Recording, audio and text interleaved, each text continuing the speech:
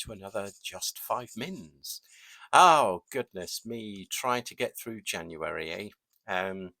Especially if you're in the Northern Hemisphere, and specifically the UK at the moment. Goodness me, spring cannot come soon enough. But then, isn't that wishing your life away?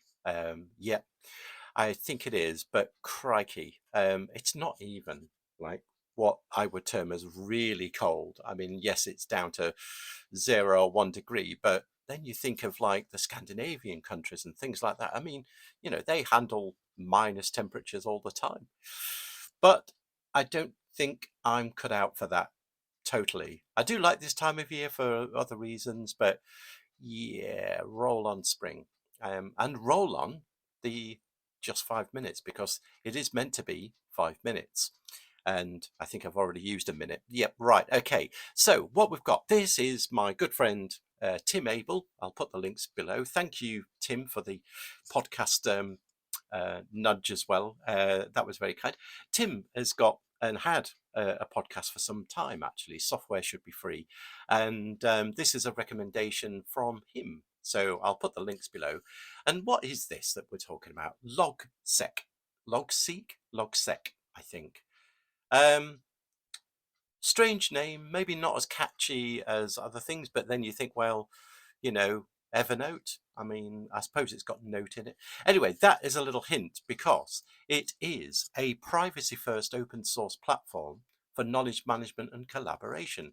And wrongly, rightly, or whichever angle, it sort of feels a bit like the new breed. If you've ever tried, the Microsoft Loop app now, where you can create blocks of things. It's got organization stuff. It's also, dare I say, I don't like compare. Well, everybody compares. A bit like Notion. A bit like some of those other sort of platforms. Actually, it goes back to one, and the name escapes me at the moment.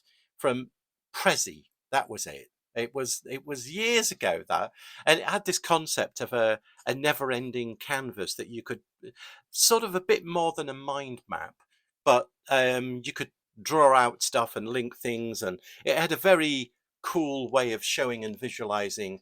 You could have like almost a little animation. It would play and show you the bits. A bit gimmicky, but at the time, and I think this is going back, crikey, it's got to be in the noughties, the 2000s sometime.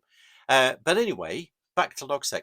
The good thing with this is all of those other things that I mentioned, of course, are hosted by the company.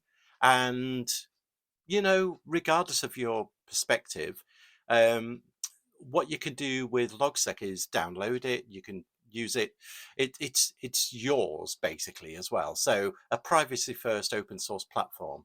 So theoretically, I haven't dug into it that far, but I'm guessing you could spin it up and run this locally if you really wanted to as well. But anyway, but it is a knowledge management and collaboration um, app. So yeah, you can do things like PDF annotations, task management.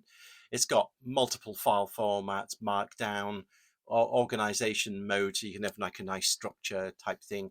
It's got a whiteboard, and you could do like I think they refer to it now as spatial canvas, which is funny, with shapes and drawings and notes, and it's a way of just dumping down all the stuff that comes out of your brain that, well, in my case it's not really worth actually writing down, but anyway, but the idea is you can obviously share that with other people in your organization or your your group or whatever it might be. It's got a growing ecosystem of plugins. It looks actually, dare I say again, that Prezi thing that stood out to me years ago, that was a nice way of um, displaying the data, because yeah, Notion and things like that, you can do a lot of really cool stuff with it. uh, and I'm not knocking Notion. I don't use it myself. I don't really have a massive use for it at the moment, but you know obviously if you're a little bit wanting to keep your data a bit more in your control, then this is possibly a way of attacking that. And again, it looks very straightforward. The other thing as well, even though this is application side, you can look at the code. And I tried and failed badly. No, it's I'm just having a look on what is it? It's Clojure.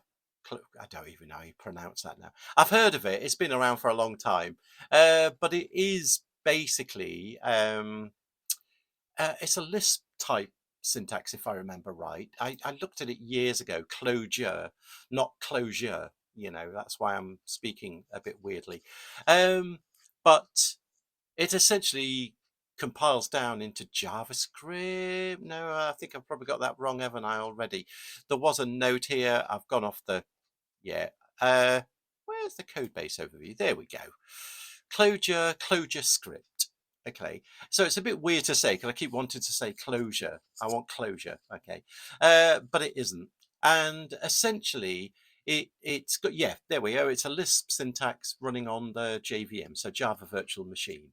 Okay, Clojure script is just Clojure compiling to JavaScript. There we go. Clojure is an easy to learn. You can pick it up pretty quickly. Blah blah blah. I'll put some links. I don't know what database it uses actually to do that. I should know these things, shouldn't I? But it uses a bit of React at the front end, and there's a few other bits and pieces as well. So I'll put a link there if you're interested in that. But the fact that you can get the code, and I am looking at it, there is a Docker file there, so you could technically run this in your own organization. So you wouldn't even have to expose it out to the the big bad world of those massive corporates. But anyway, gone way over again. Thanks to Tim again. I'll put the links to his podcast and his blog as well. He writes quite some decent detailed stuff there actually, which have been really interesting to have a read over the years. But yeah, and also talking about blogs, I did get reminded by Tim. Yeah, I sort of do have a blog where I throw a few things uh, at the wall and see what sticks, including some random sort of other podcasts under the guise of the Bewilder Beast. You know, if you're bewildered by everything, things like that. So I'll put a link to that in the show notes as well.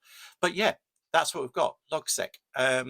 Strange name. It's not necessarily as catchy as some, but there we go. I think it's a quite a clever idea, and the visuals is something definitely worth having a look at. Not to mention, you could run it internally.